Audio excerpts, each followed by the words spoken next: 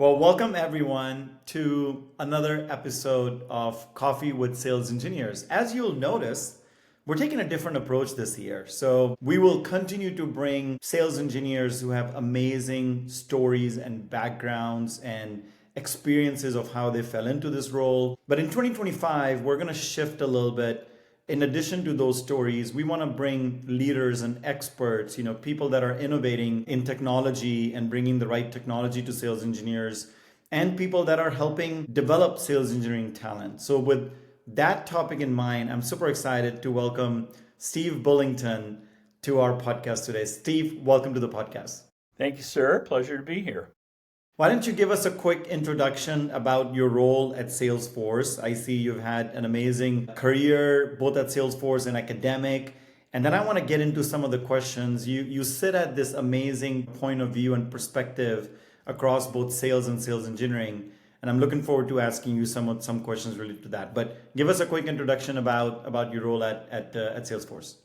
Yeah, so my official title is Director of Solution Engineering Talent Development. And that's a very long way to say my focus is really on helping move people into the profession of solution engineering. And I do that, our team does that through really three programs that we kind of own. Our primary program we run is something we call the Scout Academy.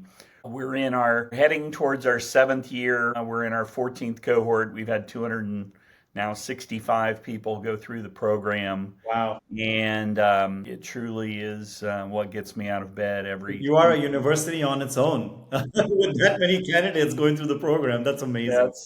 So to complement that, a few years ago, we started a program we call RISE, which stands for Readying Internal Solutions Engineers.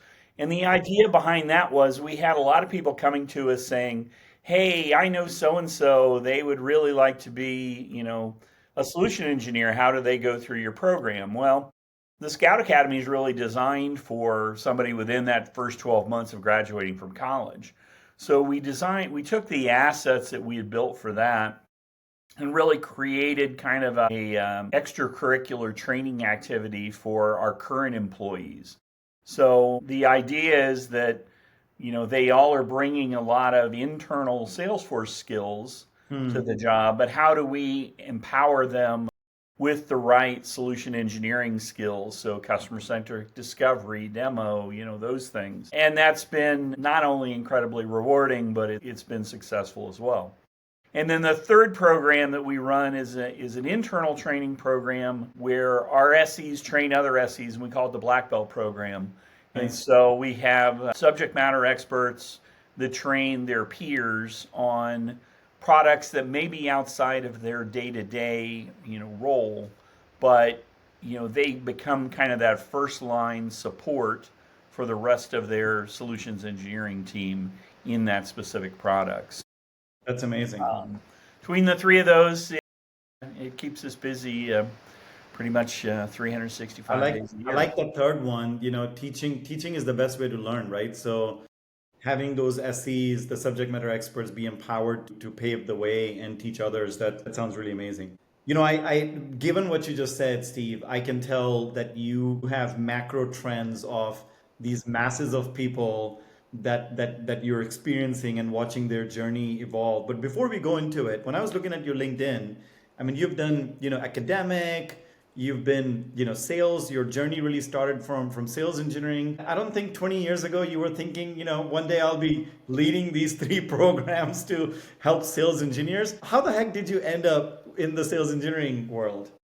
Yeah, well, I've been fortunate, and I started working with sales engineers going back to about 1997. And so I had them supporting me when I was an individual contributor, and I led them as a sales leader. So I had tremendous respect for the profession, going way back. My journey to where I am today really started about 12 years ago, when I decided that I wanted the next portion of my career to be focused on talent development.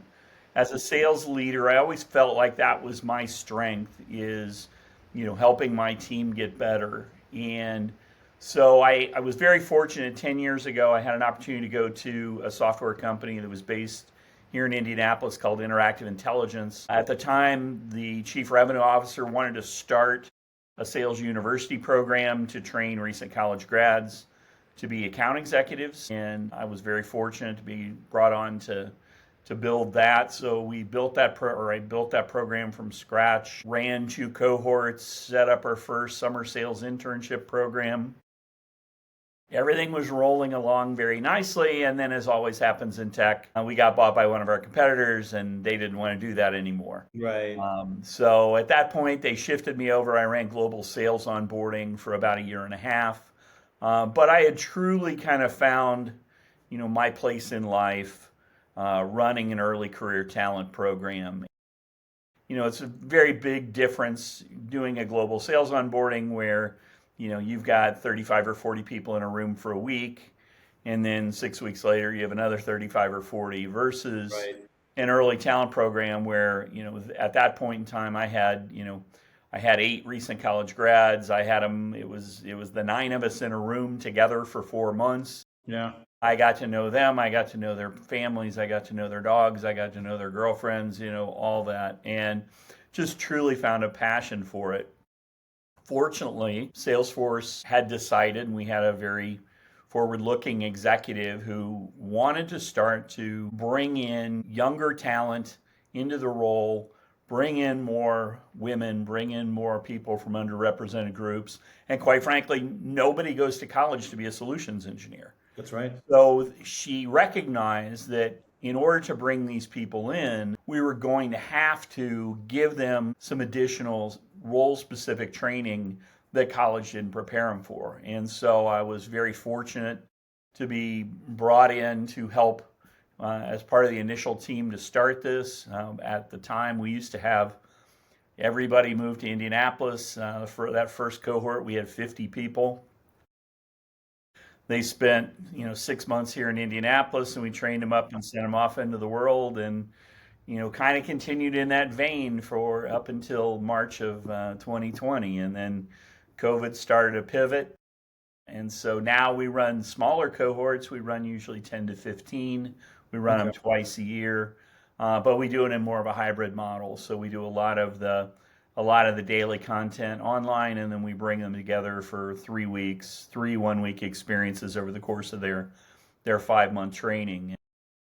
And as I said, we've had 265 people start the program, and are seeing now the fruits of having people move into their 3rd and 4th promotion. Yeah.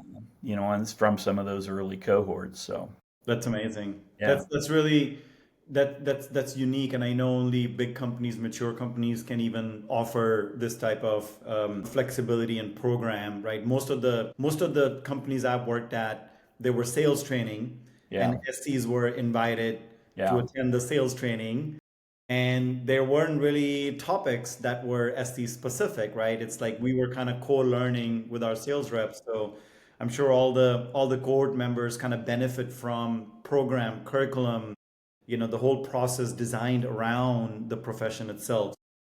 That's great. So you've seen so many people kind of come in, graduate, get promoted, see successful career. Over the last couple of years, have you seen any trend in the, where this it sounds like there's raw talent you're attracting with this program, and outcomes, a polished outcome, a sales engineer professional, solutions engineer professional. What are some trends you've observed, like where they're coming from, any diversity, anything like that? Have you seen anything? Yeah, so we've been incredibly fortunate. One of the goals when this was set up and the idea came up 8 years ago was, exactly around diversity. And 58% of our participants have been women, and about 55% have been from underrepresented groups. So, if you think about it, if your recruiting strategy is you're just going to take folks that are already at Microsoft or Oracle or Adobe, then your staff profile is a direct reflection of their staff profile. That's right. So if all they're hiring is white Anglo-Saxon Protestant males, that's what your staff's going to look like. So you have to find a pivot point where you can start to change that. And in our case, it was, the Scout Academy to go in and change it. But as I look at kind of the broader landscape, not just at Salesforce, but with all of the companies that I've had the pleasure of interacting with through things like the Pre-Sales Collective and Mm-hmm. other groups, I am seeing a very dramatic shift of inclusivity and bringing in, talent that, probably were not considered in the role 10 years ago. Because when I look back to 1997, and the first major group that I worked with was sales engineers, um, there was maybe one woman, Yeah. and the rest were guys that look like me. Some of this is also reflected on the background, right? That often people, hiring managers kind of look for, right? And especially in tech sales, it probably used to be less women because it was the engineering background that people looked for, and most engineering schools back then, right, were predominantly male.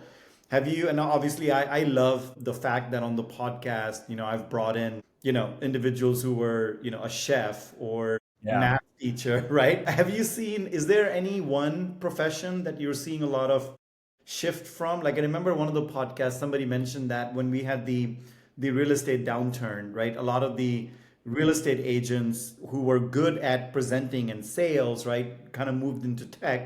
And if they had the technical mindset, they geared towards more of the Yeah. sales engineering. But have you experienced, are there, non-engineering programs where these cohort members are coming from, or different Yeah. professions that they're coming So I'll kind of separate it between, our early career folks and just the broader community that I see. Our early career folks, have come from a wide variety. My favorite was I had a colleague that came through the program, and she started her university career as a ballet major. from? And then she got a back injury along the way, and she shifted and ended up with a technical background. But here was this really amazing professional, but she never saw that being her journey. Right. And so, I think the good part is, particularly if you have a well structured training program, you can take anybody with kind of has that demonstrated ability to learn and prepare them to be successful. Now, that being said, as AI becomes much more a part of everybody's day, we are looking to find a greater balance between the business side of it and the technology side of it, so that we are tweaking our profile a little bit. But we're also, at that same time, there are more women going to college today than men. I think about 2 to 1 ratio across the United States. So we are seeing many more women who are coming out of computer science, MIS, those types of backgrounds than certainly when I was an undergraduate 40 years ago. Yeah. On the kind of the non-early career, what I'm seeing more and more of is people who are coming into the role from being the user. So Mm, I was the Salesforce administrator in our case at interesting. major a major sales firm, and now I'm going to bring that skill over here. And I think there's tremendous value in that because they walk through the door with You can relate. unlimited credibility that, Yes. let me Instant. tell you my history. I worked at XYZ company, which is one of your competitors. Yeah, exactly. Yeah, so I think that's great. My favorite is I have a colleague that came through the program that she was a third grade teacher. And I have just the utmost, while I hate to see people leaving the teaching profession, if you can explain math to a third grader, you can Yes. explain software to anybody. And think about, like, one of the teachers, I didn't relate it to at that point, but I remember he was on the podcast, was talking about, look, teaching a class, right? You're managing kids, and this was like Yeah, younger kids, right? So that ability of reading the room, identifying who's making noise, right? Who needs to be controlled. I mean, you show up for a demo or presentation with a broad audience. I mean, yeah, you're kind of doing that, right? So if you absolutely. if you can read the room and control the room, that's so important for our profession. Also made me think of, obviously you have this program where the input, when people apply, right? They go through this program and they're set for life. I think about like where are people learning? Even like, how do people get awareness that there is this program at Salesforce that I can go and apply if I have the raw skills? Because a common theme that I hear from the podcast is most people, including myself, always say, I wish I had known about this profession 5 years earlier, right? So I think to your point, there's no engineering, right? So when kids are growing up, right, their parents or even elementary school or middle schools are not saying, you Mhm. take this STEM course, so in the future you'll become a sales engineer, and maybe that'll happen one day, but for now it's word of mouth. It's learning about from friends. So I think eventually that'll change as well. Yeah, I mean, when I go back to my undergraduate career, which is many, many, many years ago, there were no sales majors. You Right. couldn't go to college. They would have, And that was yeah, it. or they would have a class that was in the marketing department, Right. and that was your choice. And now there are, I think, 70 universities where you can get a sales major, and there's several hundred that have some kind of accreditation. Yeah. Well, I think we will get there. I know I had a conversation with a professor at Duke a few months ago, and he taught his first sales engineering class this past Nice. fall, and they are looking to fully incorporate it in it. Now, it's interestingly enough in a master's program, but I think, that's a plus. And I just had a conversation with a sales professor at Indiana University earlier this week, and they are starting a sales engineering kind of That's amazing. track within Yeah. their sales program. So I think it will get there, but I think we've got to continue to get the word out more that, hey, this is a viable alternative. And I'll tell you, quite frankly, we don't have any shortage of applicants Of course. when we post for a cohort. It's overwhelming, Yeah. the response that we get. So what we really need is we need more companies building out programs like this, That's right. that can take advantage of this outstanding young talent that's out there. Versus the opposite of what you see often is you just hire for the like, right? Like hiring managers would reject an application, not even look at it if somebody doesn't have sales engineering background, and it's that's kind of feeding the problem, right? It's the chicken and egg. If you don't give somebody an opportunity to be a great sales engineer in the first place, how will they prove that they can be a great sales engineer or solutions engineer?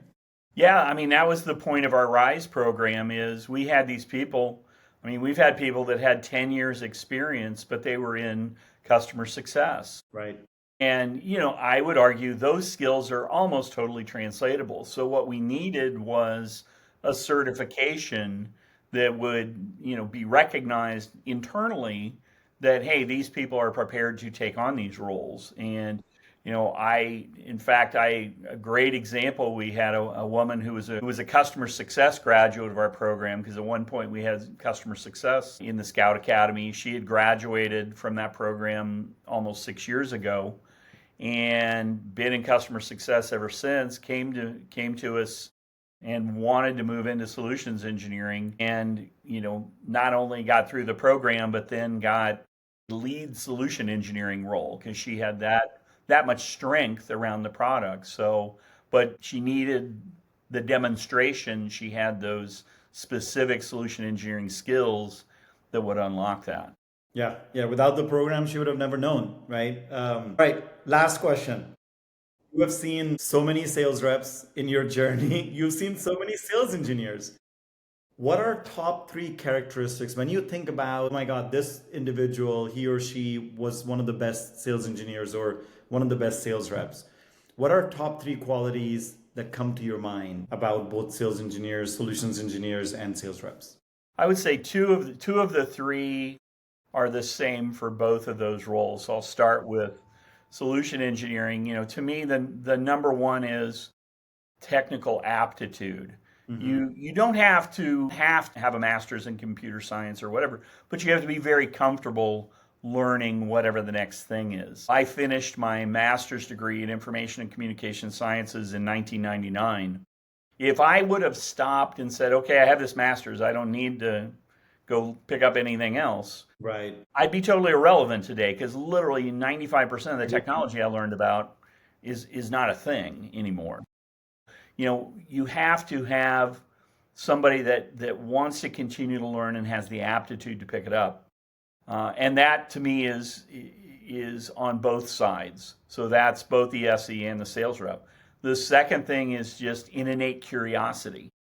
You've got to not only want to be learning, but you have to be really interested in the person you're sitting across from. And again, that's for both the SE and the AE. Because, if I'm working a vertical, so I'm working financial services and I work with small, medium-sized credit unions, their problems probably are not going to be dramatically different from one credit union to the next. Right. But I have to demonstrate the same amount of interest with every small credit union I go sit down with. Yeah. And then I have to be interested in, a broader expanse, not just, hey, I know everything about our technology. I need to know what's going on in the market. I need to know what's going in politically with broader technology themes, all of that. So being just intensely curious, I think pays off for both of the roles. Yeah. The third one is where I would split it a little bit. And, the thing that I would say is they both need to be great communicators, but it needs to be in two kind of different ways. Mm-hmm. For the solutions engineer, they have to be great explainers. Mm-hmm. Back to my colleague that was a third grade teacher.